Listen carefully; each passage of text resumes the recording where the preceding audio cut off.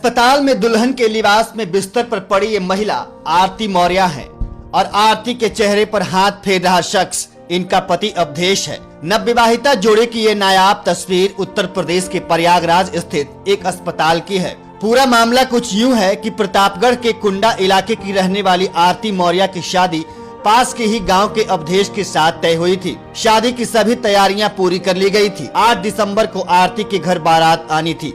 तभी दोपहर करीब 1 बजे आरती के साथ एक दुखद घटना घटी। इस दौरान आरती अपने घर के छत पर खेल रहे एक बच्चे को बचाने के चक्कर में छत से नीचे गिर गई। इस हादसे में आरती की रीढ़ की हड्डी पूरी तरह टूट गई। कमर और पैर समेत शरीर के दूसरे हिस्सों में भी चोटें आई। हादसे के बाद आरती को पास के एक अस्पताल में ले जाया गया, लेकिन डॉक्टर ने इलाज से हाथ खड़े कर दिए, जिसके बाद आरती को प्रयागराज के एक निजी अस्पताल में भर्ती कराया गया। इस घटना के बाद आरती के परिजनों को उनकी शादी की चिंता सता रही थी, लेकिन आरती के होने वाले पति ने उससे इस हाल में ही शादी किया। अवधेश ने बताया कि वो इस हालत में भी न सिर्फ आरती को अपनाएगा बल्कि शादी भी तय वक्त पर होगी।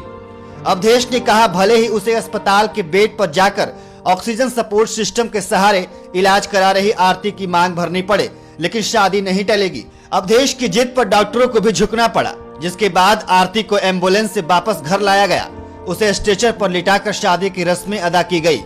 ऑक्सीजन और ड्रिप लगी होने की सूरत में ही उनकी मांग भरी गई और फिर आम दुल्हनों की तरह आरती की भी विदाई हुई। ये अलग बात है कि ससुराल जाने के बजाय आरती को वापस अस्पताल लाया गया। वहीं अगले दिन होने वाले ऑपरेशन के फॉर्म पर भी खुद अवधेश ने पति के तौर पर दस्तखत किए। अब अवधेश अपनी नवविवाहिता पत्नी के साथ अस्पताल में है और दुख की घड़ी में उनका दर्द बांटकर पति के परमेश्वर होने का फर्ज निभा रहे हैं। गिरने की वजह से इनकी रीढ़ की हड्डी का L1 जो वर्टिब्रा है वो फ्रैक्चर हो गया है और उसकी वजह से अंदरूनी नस में चोट पहुंची है और दोनों पैरों में कमजोरी तथा पेशाब और शौच का पता नहीं चलता है। इसकी वजह से तो कंप्लीट पैराप्लीजिया है, टोटल वीकनेस है पैरों में। चोट से के बाद मेन उद्देश्य होता है कि जो हड्डी टूट करके जिसने नस को दबाया है, कॉर्ड को दबाया है, कंप्रेस किया है, उसको ठीक किया जाना चाहिए।